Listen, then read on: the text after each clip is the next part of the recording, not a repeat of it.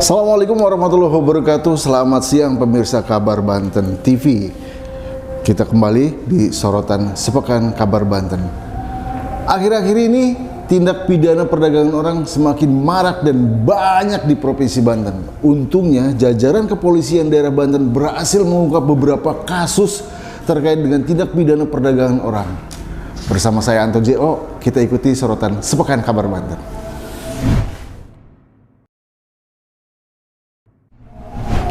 Pemirsa Kabar Banten TV, kembali lagi bersama saya Anto JO di sorotan sepekan Kabar Banten. Seperti tadi yang telah saya ulas bahwa kali ini kita akan membahas tentang tindak pidana perdagangan orang. Dan sudah bersama saya salah satu redaktur di harian Kabar Banten, Bung Rifki Suharyadi. Selamat siang Bung Rifki. Siap. Gimana kabarnya? Selamat siang Bang JO. Alhamdulillah sehat. Iya. Nah, sudah makan siang ya? Belum waktunya. Oh, belum waktunya. Iya, akhir-akhir ini kami mendapatkan informasi ya terkait dengan tindak pidana perdagangan orang TPPO yang berhasil diungkap oleh Polda Banten dan bahkan para tersangkanya kini sudah ditahan gitu kan. Bisa diceritakan nih terkait dengan TPPO yang marak di Banten ini? Siap. Iya, terima kasih Mang JO ya. Sobat Kabar Banten, memang dalam sepekan terakhir ini koran Kabar Banten menyajikan berbagai informasi terkait dengan maraknya kasus TPPO ya, perdagangan orang, terutama terkait dengan pengiriman pekerja migran Indonesia melalui ya secara ilegal lah begitu ya. Tidak resmi ya? Iya, tidak resmi. Non prosedural begitu ya. Jadi dalam beberapa hari ini setidaknya Polda Banten mengungkap beberapa kasus ya. Jumlah tersangkanya itu ada belasan, begitu juga dengan para korbannya. Itu saat ini memang sedang dalam proses dan memang sudah ditahan, betul kata tadi Bang JO. Dan itu kenapa marak? Karena hampir di setiap kabupaten kota, Bang JO. Setiap kabupaten kota itu ada kasus TPPO ini gitu kan. Mulai dari Pandeglang, kemudian Kota Serang, Kabupaten Serang, di Tangerang, begitu juga di Cilegon ya. Gitu. Jadi ada di beberapa daerah lah begitu ya. Ya, Bung Rifki, apa yang menyebabkan para pekerja migran ini dia lebih memilih bekerja di luar negeri gitu? Ya. Apa yang melatar belakangnya gitu kira-kira? Ya. Berdasarkan hasil pengungkapan kepolisian ya, memang diawali dengan iming-iming tentu saja ya. Ditambah lagi memang kita tahu kalau pekerja migran itu sebagian besar memang motifnya ekonomi. Berawal dari situ kemudian ada tawaran-tawaran yang menggiurkan gitu kan, dari para pelaku hingga akhirnya ya mereka tergiur. Selain memang bekerja di luar negeri, mungkin bagi sebagian orang dianggap penghasilannya lumayan gitu ya. Gaji di luar negeri lumayan, walaupun di luar negeri itu hanya sebagai misalkan asisten rumah tangga begitu kan. Sehingga para pelaku ini memanfaatkan kondisi para korbannya gitu kan, yang memang misalkan kurang mampu begitu ya. Jadi intinya tergiur dengan gaji yang tinggi gitu ya. Berarti motifnya rata-rata ekonomi ya? Ya, ekonomi gitu. Memang dari hasil pengungkapan rata-rata motif ekonomi itulah yang sebenarnya mengawali inilah. Gitu. Kalau melihat gender, mereka yang tertarik bekerja di luar negeri itu perempuan ataukah laki-laki, Bung? Ya, dominasinya perempuan lah. Perempuan ya? Perempuan, dan sasarannya memang selain perempuan itu usia belia lah ya. Usia yang masih belia, kemudian yang secara wawasan edukasinya kurang gitu terkait dengan, karena ini kan jalurnya jalur ilegal ya. Jadi banyak persyaratan-persyaratan yang sebenarnya tidak sesuai gitu kan. Hanya saja memang karena sindikat ini punya jaringan gitu kan, selain juga jaringan di dalam gitu, kemudian ada jaringan, bahkan ada jaringannya di luar, termasuk jaringannya di luar negeri, yang itu juga masih didalami oleh polisian gitu ya. Gitu Mang. Iya, kalau melihat informasi yang kami dapat ini juga di berbagai daerah ya, modus operandinya juga berbeda-beda. Tetapi mereka boleh dikatakan para sindikat ini tetap memaksakan para pekerja migran ini untuk diberangkatkan.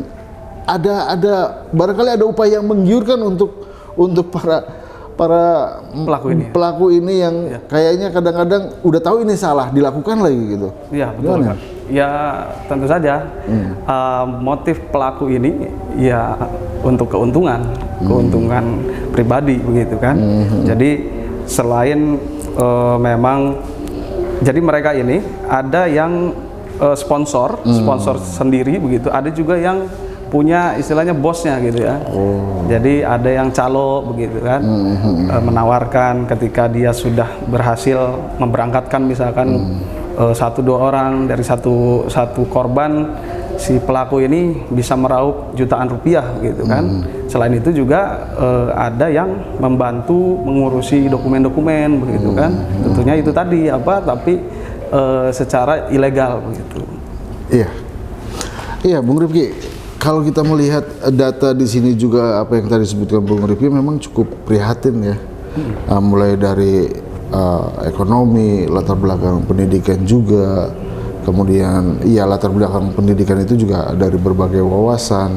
Tapi alhamdulillahnya kepolisian daerah Banten berhasil mengungkap salah satu tindak pidana perdagangan orang ini.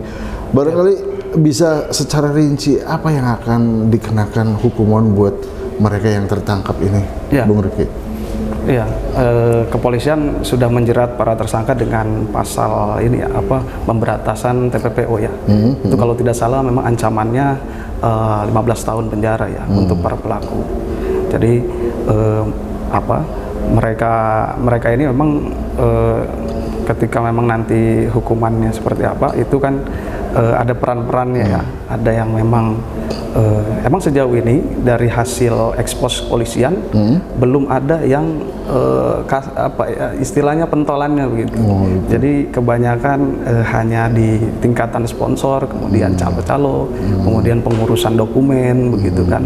Kita juga belum mengetahui apakah ada indikasi permainan di dalam misalkan pengurusan paspor dan lain sebagainya. Mungkin itu masih menjadi pendalaman di kepolisian gitu ya.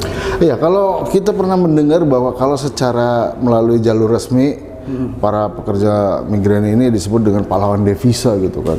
Ada beberapa pemasukan juga untuk PAD gitu kan, sering disebut dengan pahlawan devisa. Nah, yang menarik ini Bung Rifki, ini kayaknya sudah terjadi beberapa kali ya. Oke, kita soroti pemerintah deh. Apa yang harus dilakukan oleh pemerintah dengan kondisi seperti ini, Bung? Iya, banyak hal ya.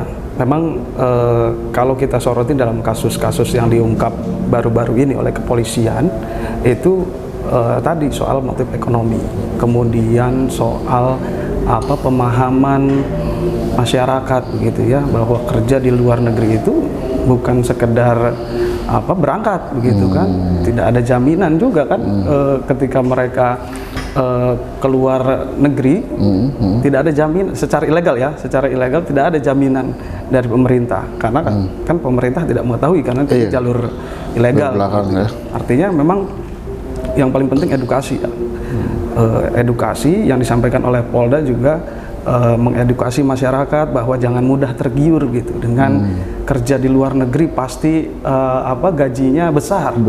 Padahal kenyataannya yang sudah pun mereka justru ada yang terlantar begitu kan, ada yang terlantar bahkan sampai disiksa kan, banyak kejadian begitu ya. Jadi masyarakat memang perlu wawasan untuk itu gitu, terutama masyarakat kita tahu banyak TKI yang ilegal itu dari kalangan menengah ke bawah lah begitu ya. Jadi pengetahuan masyarakat juga harus kita edukasi lah begitu. Iya, jadi mindset masyarakat harus kita ubah. Tapi tentunya pemerintah juga harus menyiapkan solusi-solusi yang terbaik gitu kan. Kalau misalnya dia, ini pendidikannya, taruhlah dia sekolah dasar, mau nggak dia ikuti ujian persamaan, atau pemerintah membuka balai latihan kerja, keterampilan berwirausaha, minimal paling tidak ketika Presiden Jokowi sudah mencabut masa endemi itu, pandemi, gitu kan, berarti kan ada peluang nih, peluang usaha itu yang harus ditangkap oleh pemerintah setempat. Mari misalnya menggelontorkan permodalan kah, atau keterampilan dan lain sebagainya. Kalau menurut Bung Rifki sendiri? Iya betul. Memang selama ini seperti Dinas Tenaga Kerja, begitu kan, Kemenaker juga kan banyak sekali pelatihan-pelatihan, gitu kan. Memang selain dari itu juga peningkatan pendidikan begitu ya dari masyarakat sendiri itu ya, sehingga bekerja di dalam negeri pun ketika emang sudah sesuai gitu kan dengan pendidikannya itu bisa menghasilkan gaji yang tinggi juga. Di samping itu tadi ketika emang pemerintah menggelontorkan program usaha begitu ya, itu bisa juga gitu masyarakat tidak hanya bergantung bekerja dengan orang lain gitu, tapi dia menjadi entrepreneur lah begitu ya. Ya walaupun kita ketahui beberapa daerah ada yang disebut dengan kota industri gitu kan, tapi kan tidak menutup kemungkinan mindset kita rubah, jangan bermimpi untuk bekerja di industri tersebut, tetapi kita juga harus mempunyai skill dan kemampuan gitu kan. Nah, berkaca daripada kasus ini, kalau kita rangkai dan tarik benang merahnya, ada apa sih sebenarnya di kita ini?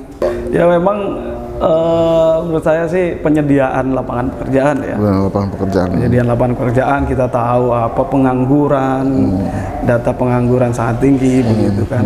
Artinya ya itu tadi, penyediaan lapangan pekerjaan dari pemerintah, tapi juga ada pemberdayaan, misalkan UMKM segala macam, pelatihan masyarakat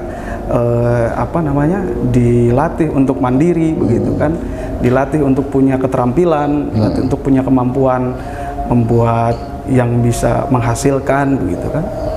Menurut saya sih itu. Jadi ini PR juga buat pemerintah Bung ya, bukan saja aparat penegak hukum gitu kan. Kalau misalnya ini selalu terulang-ulang dan kita meyakini bahwa ini pasti akan selalu terjadi gitu kan kalau kondisinya seperti ini, apalagi ya kita tahulah kita kan negara kita ini negara yang berkembang gitu kan. Kalau kita melihat selama ini ekonomi dan lain sebagainya, mungkin Banten juga dilirik oleh berbagai investor lah, tapi dengan berbagai catatan, investor juga ingin mempekerjakan orang-orang yang punya skill dan kemampuan yang mumpuni gitu kan. Jangan sampai ya seperti yang sudah-sudah ataupun yang seperti kita ini kan juga ya. Oke, kalau kita lihat mereka bepergian ke luar negeri itu kan pasti kan membawa sebuah persyaratan ya. Betul. Persyaratan di mana salah satunya adalah paspor gitu kan. Paspor ini sebagai syarat mutlak, wajib, hukumnya fardhu ain lah. Kalau misalnya dia pengen bepergian ke luar negeri, bawa paspor nih. Tapi kami mendengar di imigrasi kota Cilegon ini ada beberapa yang ditolak.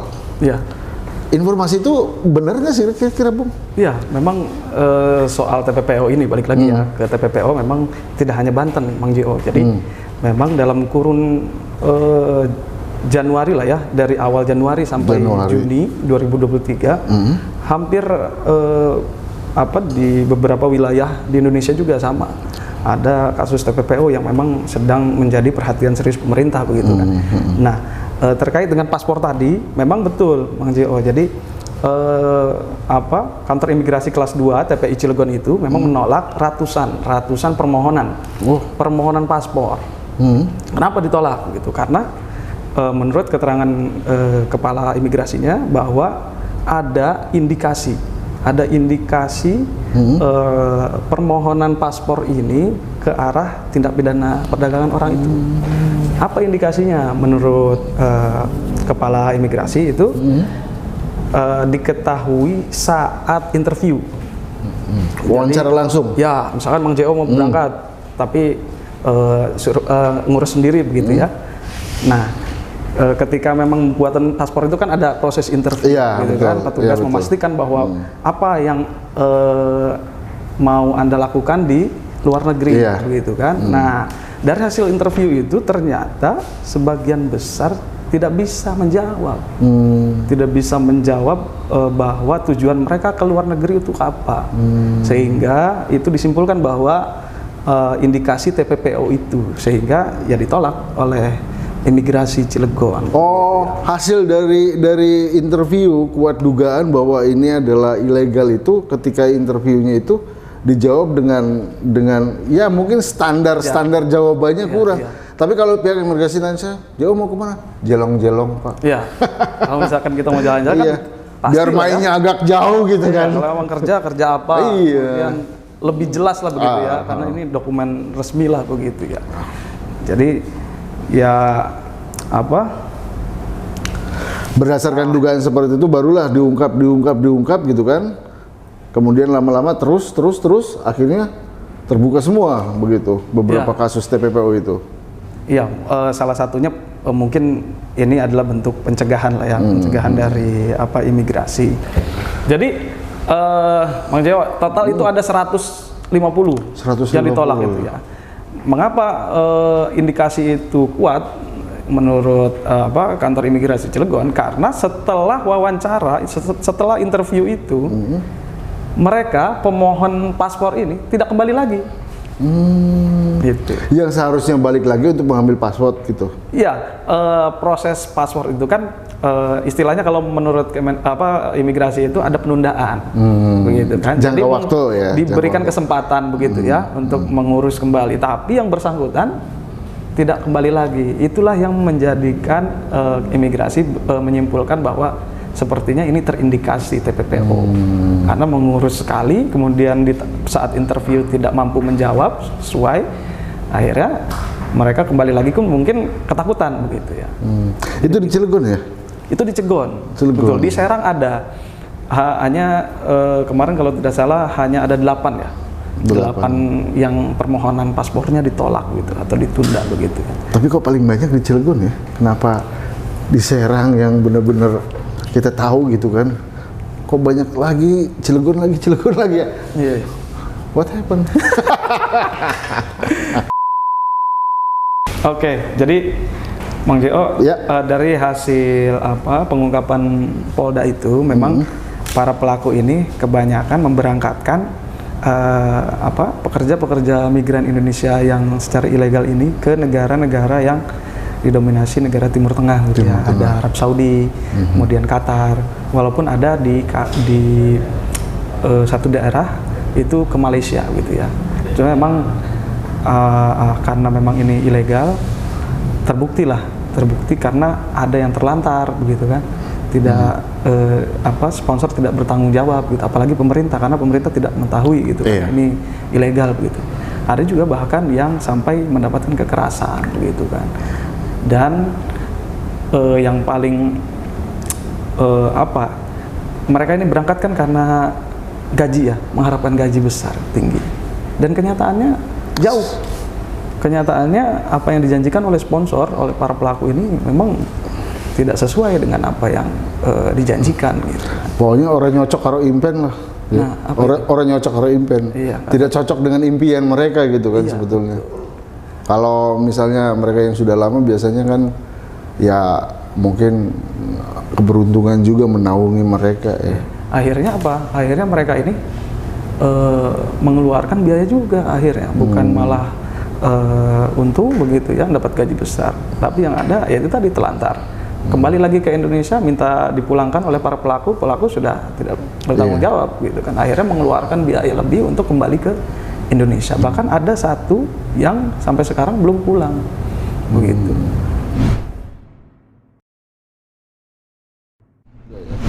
Baik pemirsa Kabar Banten TV, demikian obrolan kita terkait dengan tindak pidana perdagangan orang.